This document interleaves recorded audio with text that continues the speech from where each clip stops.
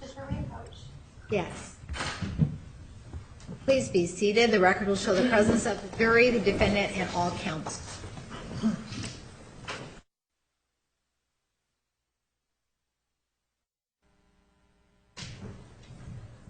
Dr. Deppner, you are still under oath. Do you understand? Yes. Ms. Wilmot, you may continue. Thank you, Judge.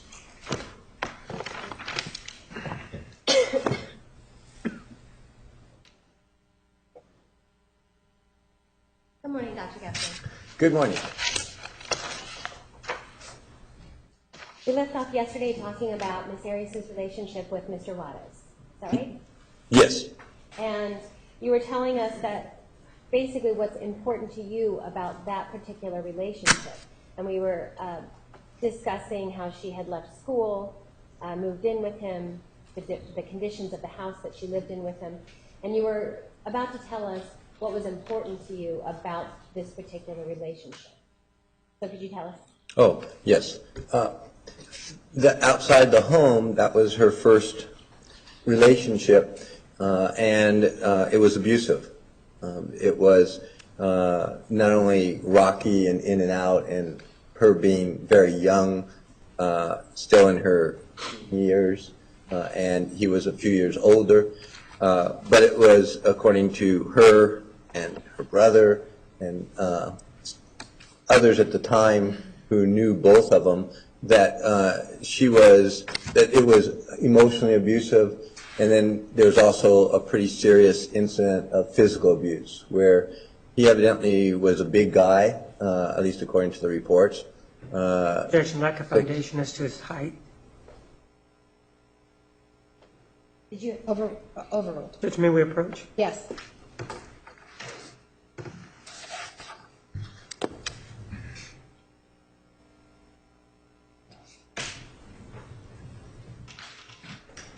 Dr. Decker, I'm showing you exhibit 691. This is a picture of Ms. Arias and Mr. Juarez. All right. You were telling us, based on your review of the records, your observations, your interviews, and collateral information, what is important to you? You were telling us about the abusive nature of the relationship. How do you know that? Jodi told me, or us, we were more than me was there, and it's in the records, and her brother corroborated, and I believe it was Matt, who also knew both of them at the time. The incident... I'm sorry, Matt is in her former boyfriend? Correct. Okay. Who was also, I guess at one time, my understanding is he was Bobby's roommate. Okay. So they, in fact, I think that's how she probably met him. So in there, talked about an incident where he was also into martial arts, and he put her in an after an argument, well, while they were arguing, he put her in a chokehold. She ended up down on her knees. He grabbed her arm. He was twisting it. She thought it was going to break. He was yelling at her, screaming at her, and basically it ended. She left, and I'm trying to remember if she went to Carl's house or somewhere, but Carl also indicated that she was there crying. I think it was either his girlfriend or wife who also said that she was talking about what had happened at the time, how scared she was, and Bobby. Foundation, girlfriend or wife to whom? Sustained. You're talking about a girlfriend or wife to Carl? Carl. Yes, I'm sorry. I thought I said that. I'm sorry if I did not. And so were there people present just after this incident happened? Yes. Yes. And did these people then report about what they saw after it happened? Yes. And was one of those people was her brother? Yes. And was there another person also involved who was friends with her brother? Yes. And did her brother and this other person, did they decide that they were going to do something about the abuse that Mr. Waters was inflicting on Ms. Arias. Yes. And what did they do? Uh, Based on your review of the reports of what they had to say, what did they do? They went over to his house to basically try to either scare him or tell him that not to do that anymore. And when they got, you want me to tell you what happened? Okay. They reported that when they got there, he came out of the house with a samurai sword, that's what they said, and started swinging it and looking like he was going to attack them, and they basically ran away, left.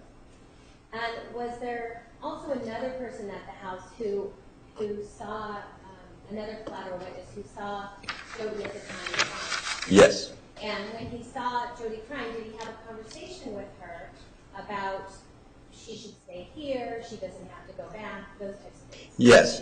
In fact, all of them were telling her, according to their reports, don't go back, this is a dangerous situation. And when we talk about the things that she reported and that other people then saw her reaction immediately after that, we see we're looking on the outside of the power and control. And we're looking at pushing, shoving, hitting. We see slapping and choking, and I believe there was twisting arms over here. Yes. So do those things, those physical actions that Mr. Juarez committed against Jodi, are those considered physically abusive? Definitely. And to your knowledge, did she end up still going back and forth with him after that incident? Yes, they continued to have a relationship on and off, or at least they were together on and off. Okay. And what does that say to you as far, given your experience in domestic abuse, what does that say to you? It's back to what we talked about yesterday, which is the common question people always ask in society. Why did she stay? Why didn't she leave? And it's part of the dependency, power, and control. Also, remember, this is her first relationship out of her family, and as I said yesterday, that's all she knew. To her, this wasn't that abnormal. I mean, in the relationship between her mother and her father, and in what she had been conditioned to. And at that point, in her mind, according to the interviews and records, no place else to go. She's dropped out of school, didn't want to go back home, definitely, and so that's what was left, basically, at the time, as she started trying to get a job, trying to do other stuff, but went back. All right. And eventually, do they stop seeing each other? Yes. And does Jodi have a different boyfriend after Mr. West? Yes. And who is that? This is the Matt we just mentioned. Okay.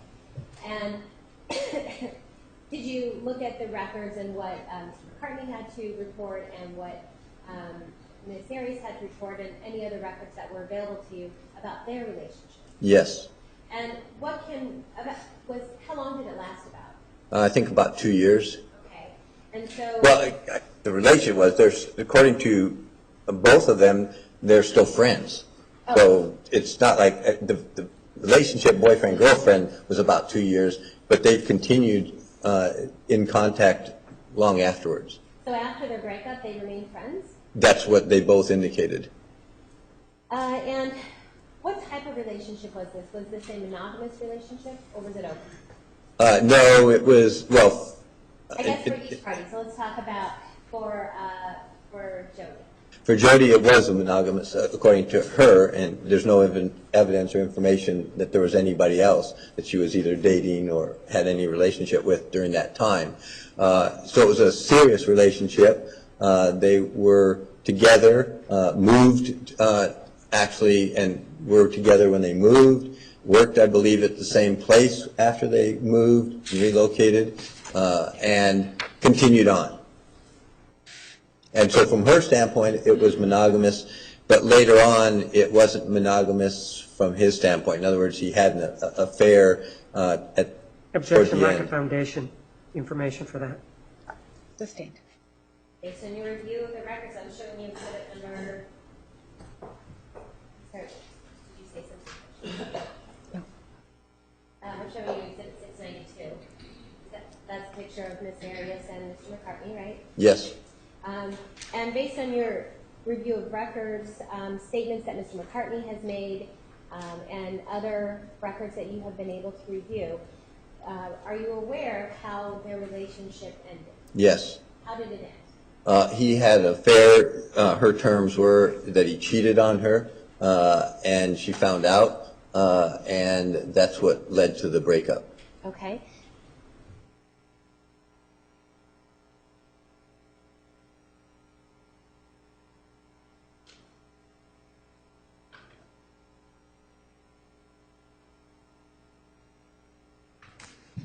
And when somebody is cheated on, is it typical to be upset about it? Pretty definitely. And what about feeling sad about that? Yeah, it creates a whole bunch of reactions. In a relationship, especially if the person is, from her standpoint, monogamous, this is going along well, we have a really positive thing, and then all of a sudden, from their perspective, out of the blue, there's an affair. It shakes up pretty well your whole psychological makeup. What it does is it creates distrust. It shatters or can shatter the person. Depression definitely is a possibility. It also attacks self-esteem in a lot of different ways. If your self-esteem is not great, then it could really send it way down, because you start wondering why, if we're doing so well and I'm this great person, why would he need or do or go or see somebody else? Why didn't I see it? So you challenge your own thinking, your own judgment, how all those things start coming into play, and it really shakes up psychological functioning pretty majorly, even for people who don't start out having any problems. But if somebody already has low self-esteem or any other issues of trust, then this can be shattering. And what about the feeling of not wanting it to end when something like this happens suddenly? Not wanting the relationship to end, or not wanting... Not wanting the relationship to end. Well, yeah, you're going through all sorts of things, like, do I stay? Do I leave? Can I forgive him? Should I forgive him? I mean, you've been in a relationship with the person for quite some time, so it's not like we just met or it was no big deal. I mean, you're looking at a person who might be your future spouse. So all sorts of things go on. You may go back. I mean, we all know examples of when that happens, may never go back, but it shakes up the foundation at the time. Okay. And to your understanding, did Jodi know who Matt was having an affair with or involved with? Yes. Well, I don't know if she knew. Yes, she did. Actually, she did know. Okay. And did she end up going to talk to this person? That is my understanding. And this girl's name is Bianca. Objection leading. Yeah, that is my understanding also. And did she go and speak to Bianca? That is what I understood. And based on your review of the records, especially what Mr. McCartney had to say, when Jodi went to talk to Bianca about the situation, it wasn't a nasty confrontation, was it? Objection leading. Sustained. Do you know what kind of confrontation it was? Or was it a confrontation at all? Depends on who you talk to, and at according to the records, somebody said it was a nasty confrontation. Somebody said she went to confront her. She said she went to have a serious discussion with her. So there obviously was something that happened. They did discuss. I can't tell you what the definitions are or exactly what happened. I would assume, based on the situation, it wasn't fair. Objection speculation, I would assume. Sustained. And did you review, in your part of the records, did you review an interview that was given to Mr. McCartney on April 27th of 2009? Given to or of? An interview of Mr. McCartney. Yes. Judge, may I approach? Yes. Action.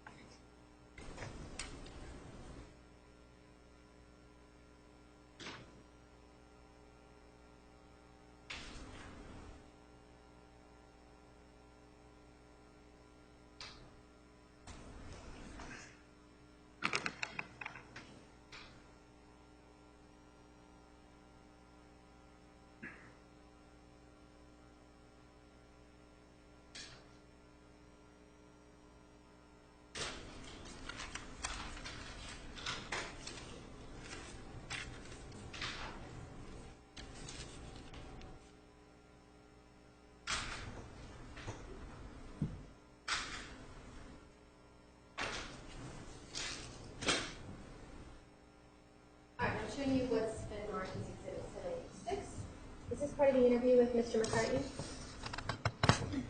That you reviewed? Yes. And is this something that, in reviewing it, that you took as, that you used in making your opinion? Yeah, it was a part of it, yes. I mean, I didn't make a whole bunch of opinions just on that. It was part of all the records we reviewed. Okay. And this was an interview that was conducted by someone other than you and your team? Is that right? Correct. And this was an interview in 2009? That's my understanding.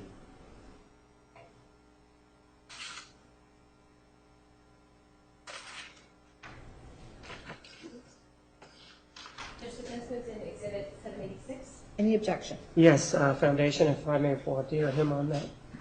Approach, please.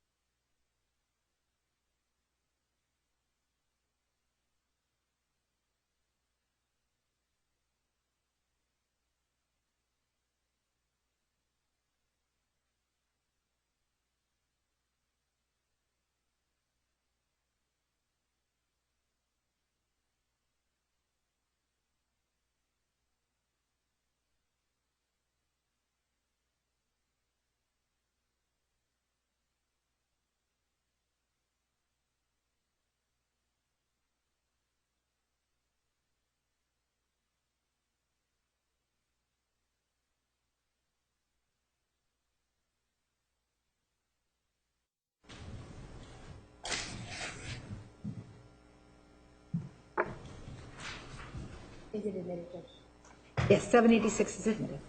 So we're looking at an interview now that was done with Mr. McCartney in April of 2009. Yes. And he starts to give a little background about, in the beginning, he's talking more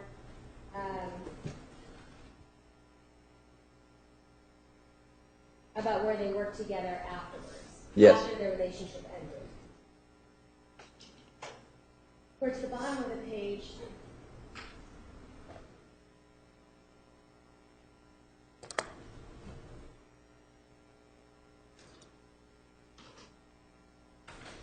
on the second page, he starts to talk about what happens when they broke up. And we see here that he talks about the fact that Jodi went up to Ashland, and that's in Oregon, is that right? Yes. And told, when she found out that Matt was having an affair with someone else, Yes. this Bianca girl. And we see here what he has to say about what he knew happened. And he tells us that Bianca was very logical, level-headed. They did not argue. And he tells us it was not a nasty confrontation. Yes, that's what he reported in the interview. Okay. And then is it your understanding that at the time, Ms. Arias was in Ashland, Oregon, but Bianca was in Crater Lake, in a different place? Yes, I got that from the interview. I assumed that from the interview. Okay. And so, based on that, did Jodi have to then drive up to Crater Lake? That was my understanding. And after she speaks to Bianca, at the time that this happens, when she talks to Bianca, was Mr. McCartney wasn't there, is that right? That's also my understanding. And so we see then he also says that Jodi then stayed at his place in Crater Lake. Yes. And that's because she knew that Matt was out of town. Yes. Anything about, he further talks about the fact that they talked about the incident that Jodi was crying and sobbing. Yes. In fact, a couple of different times, in fact, even up here, also talks about her crying quite a bit and really being sad and depressed about what had happened in the relationship. And does Mr. McCartney also give you some additional information about her emotions, at least at the time that they were dating? Yes. And we look at the top of the page and we see where he's talking about her having big emotional shifts. Yes, that she would at times go from feeling or acting really positive to other times getting really sad with mood shifts. In fact, later on in there, he said he suspected bipolar disorder and looked it up to see what the definition was. Never talked to anybody really about it, but he just wondered if she had it because of her mood shifts. And given all of this, despite the fact that he cheated on her and that ultimately ended the relationship,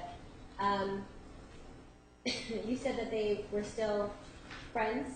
Objection assumes facts not in evidence. He indicates, Mr. McCartney, that he did not cheat on her. I'm sorry. Approach, please.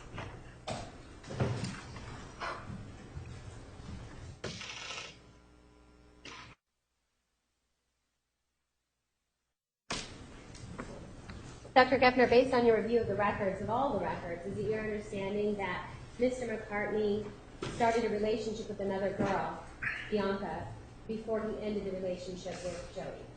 That is my understanding. Okay. And he also had some other things to tell us, or tell you and your staff. This is still with the other person. This wasn't our interview. Right, this is Right. this is the same exhibit. We're looking at 786.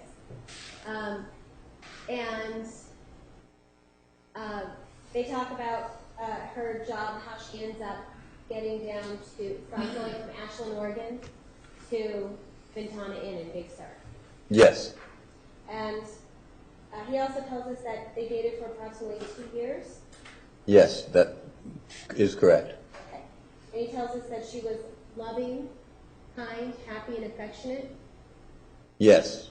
And she was never clingy or needy. Yes. And you could see the sentence right below that too, which is what I mentioned before, which is Objection, there's not a question before him regarding the subject. What about the sentence below? what I mentioned before, that it was, at least in her view too, a serious relationship. So obviously with both of them, because they had even talked about marriage, and so from that standpoint, it was quite serious. We're not talking about a fling. You mean their relationship? Yes. Yes. Okay. And he also tells us about that she was very sweet, that she took lots of pictures and wrote poems. So, is that right? Yes. And he describes her as very expressive. Yes. Based on the records that you reviewed, is that consistent with what you've seen as far as being very expressive and writing poems? Well, writing in general, yes. Our interviews as well, she appeared to be quite creative. Art, photography were her main areas of interest, and so we're definitely expressive in general. And then he's able to tell us that she had her moods, and this is a little bit what he talked about on the other page. He describes her, for the most part, she was happy, but quickly would get sad, and that Yes. she's very sensitive and would take things the wrong way and cry. Yes, and that is consistent with what I had talked about earlier with somebody who's not quite really secure in herself, self-esteem is a little shaky, and you see this going up and down type of situation without necessarily a reason that others are seeing, which is why it's, can I keep going? Okay. Which is why you see down here, which is what I said before, and we've heard this from, well, I've heard this or read this or from a few different people in part of our interviews also. Objection, lack of foundation, few different people. Where, oh, I'm sorry, I won't say that then. Well, when you talk about a few different people, are you talking about the records that you reviewed, the interviews that you've reviewed, the collateral interviews that you and your team have done? You're talking about your observations that you've seen of Jodi. Are you talking about the numerous journal writings that you've read from Jodi, the numerous emails that you've read from Jodi, from Travis, and from other people? And are you talking about text messages and G-chats that you and your team have reviewed in order to get a picture of this case? Yes. And leading still lack a foundation as to who. Overruled as to the first objection. Next question.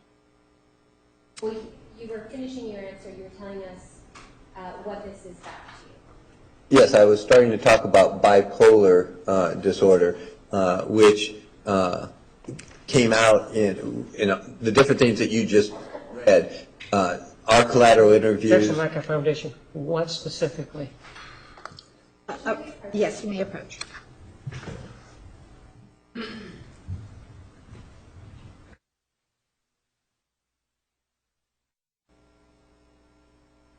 Dr. Gessner, you were telling us about, you were telling us about, starting to talk to us about how Matt here is telling us that he thinks she's bipolar. Obviously, he's not a psychologist that you know of, right? A psychiatrist. Correct. He said he called a therapist just to try to find out more about what it was about, to see if it seemed to fit her. Okay, and are there other people that were interviewed that provide similar information that they think these things? Yes. Okay, and have you reviewed those the other interviews that you're talking about? Have you reviewed them and noticed that there seems to be several people saying that she might be bipolar? Objection, leading. Overruled. You may answer yes or no. Yes. Okay. All right, so please tell us what it is that you were going to say about this bipolar disorder and what other witnesses are saying. Objection, lack of foundation. Who interviewed these people? Which is what we just. That's not what, that they were interviewed and where they came from the interviews. As we discussed at the bench, Were they Follow up. defense interviews, Dr. Becker? Interviewed by the defense? Or, well, then our interviews would be considered by defense, or what? Well, yes. Okay. So, as far as I know, they were interviewed by somebody from the defense or my team. Okay. All right, so what is it that you were going to That the moods going up and down was consistent by a variety of these interviewees who had known her, including her brother and others, who had suspected or at least mentioned this diagnosis, all saying they're not mental health professionals, but because they had observed at times her mood shifts from what they would say lots of energy. One of them referred to manic episode, in other words, a lot of energy. Objection, lack of foundation. One of them. sustained? Judge, may we approach? Yes.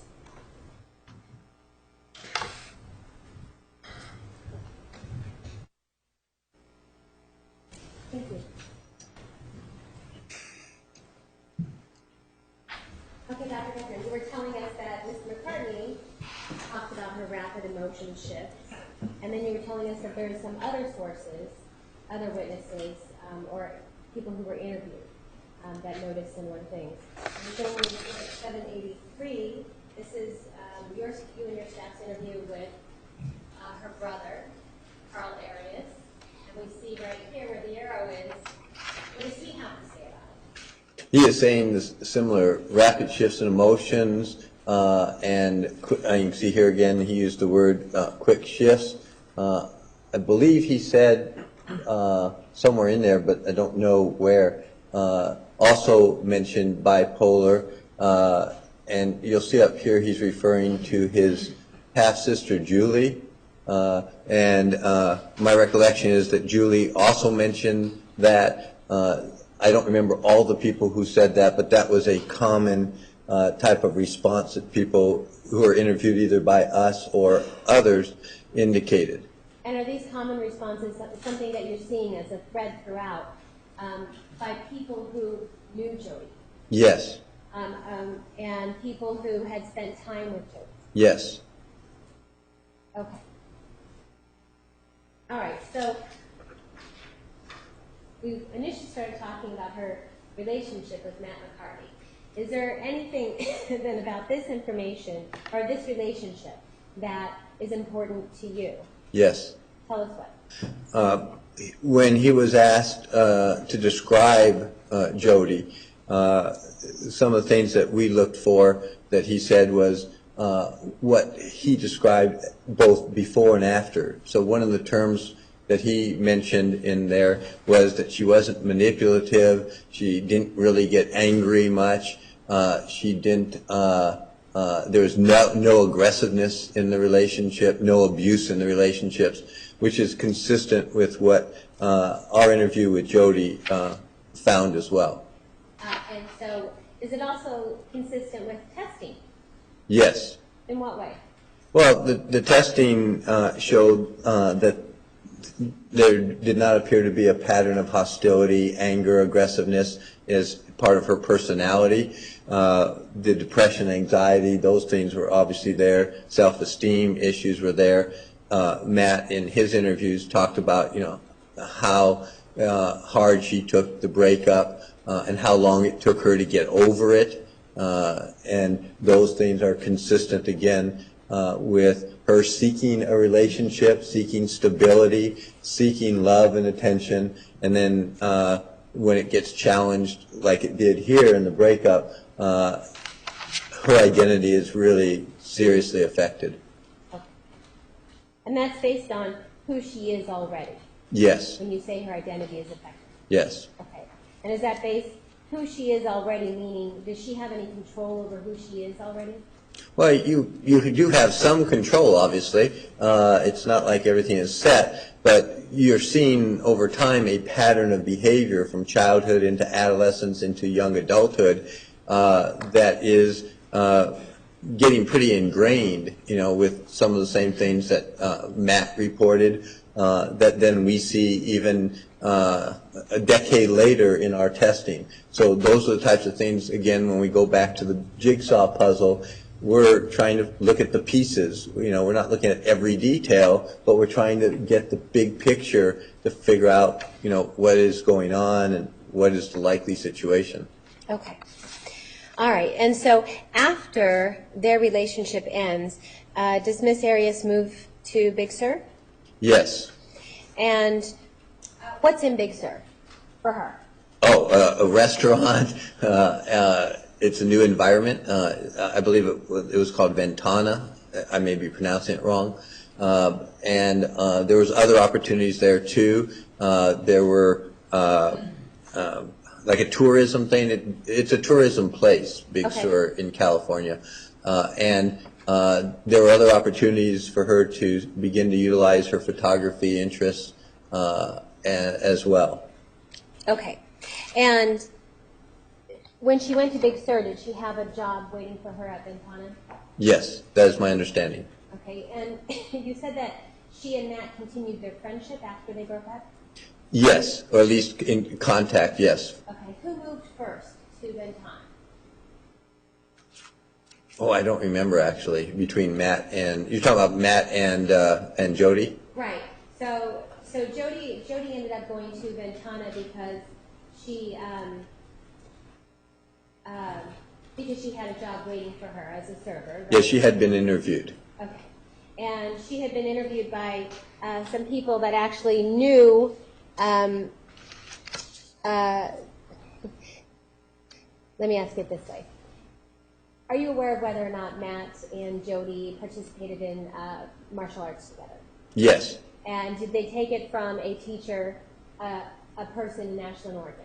Objection, leading. Overall, give me an answer. That is my understanding. Okay. And that person, did he know somebody who worked at Ventana? Yes, he knew, and I may be mistaking the title, but I think he was like the catering manager or something like that. Okay. And based on that, was Jodi interviewed and was able to get a job at Ventana? Yes. Objection, leading. Overruled. All right. And so she's down at Ventana, and when she first gets to Ventana, are you aware of her living situation at all? No, I don't recall that. I mean, it's in our records, but I don't recall it. Okay. Now, while she's working at Ventana, does she jump right into another relationship? No. What does she do instead? Well, she's working there, and I mean, I guess in meeting some people, and then she begins to date the person who interviewed her and was there as well. Okay. And at the time, and is this Daryl Brewer? Yes. And at the time that she started dating Mr. Brewer, he was no longer her boss, is that right? That's correct. Oh. Sustained. Was he her boss at some point? He was at the beginning, is my understanding. Okay, and when they started dating, was he still her boss? Not, I don't believe so. Okay. All right, I'm showing you Exhibit 694. And this is a picture of Jodi, Daryl, and Objection leading. Sustained. do you know who these people are? Yes. Okay, who are they? And please don't name the child. That's Jodi, Daryl, and Daryl's son Okay. from a prior relationship. Okay. All right, and obviously this looks to be like when they're together as a couple, right? Objection leading. Overruled. Yes, that's my understanding. Okay. All right, so let's talk a little bit about the relationship then. At some point then, does she begin to date Mr. Brewer? Yes. And let's talk a little bit about that relationship. Appeared to be quite positive with both of them. I mean, there's one of the things, I don't know if you can tell from the picture, but he's quite a bit her senior. He's 20 years older than she is. I believe when they started, she was about 22, and he was about 42. You can see he has a son. They both report that it was a positive relationship, that she seemed to get along well with his son. She reported it was like a family, having a family. They continued in that relationship for quite some time. I'm thinking it was 1 or 2 years. No, it could have even been longer. I'd have to go back and look at the exact dates, but I think it was a pretty serious, long relationship. Neither of them reported major problems. Neither of them reported abuse. Neither of them reported aggressiveness. Neither of them reported those types of problems. Mr. Brewer reported afterwards even, and more currently in interviews, that he didn't see anything about the relationship that was manipulative or aggressive or hostile, and it got to the point where it broke up. They broke The up? relationship, yes, Oh. in 2006. Okay, and is that right when Jodi met Mr. Alexander? Objection leading. Sustained. At the time that they broke up, are you aware of whether or not Ms. Arias had met Mr. Alexander? It's my understanding from his interviews and hers is they're both starting to look at the relationship a little bit differently. Objection non-responsive. Sustained. Based on both their interviews, what is it that you understand about the relationship? That toward toward September of '06, that he was starting to think that this wasn't necessarily, according to his interviews, really going to be that great a relationship for his son. And she started thinking, according to her interviews, that this wasn't really, the relationship had gone about as far as it could over the years and wasn't going to be permanent future. And then she met Mr. Alexander in September of '06, and the relationship officially ended at that time, is my understanding. Okay. Now, a couple of things about the relationship. You were telling us about what they both reported as far as it not being abusive. Is there anything, did you and your team interview Mr. Brewer? Let me just refresh my memory here. Yes, we did. I thought we did, but I wanted to make sure.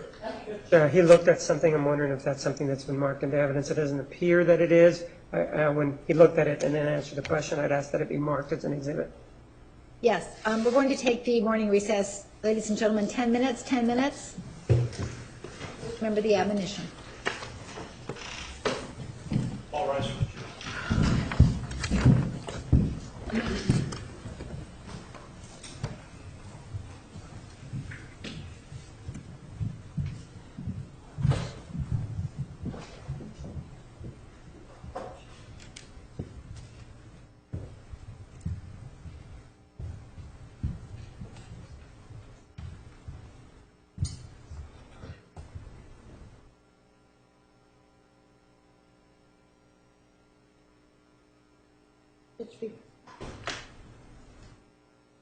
Record will show the jury's left the courtroom. Before we go off the record, I was going to ask if the court could make sure that we're not having speaking objections. My concern with what Mr. Martinez just said in front of the jury makes it sound as though Dr. Gessner is looking at something covertly and it's secretive and doing something wrong versus just looking at something when it's not wrong.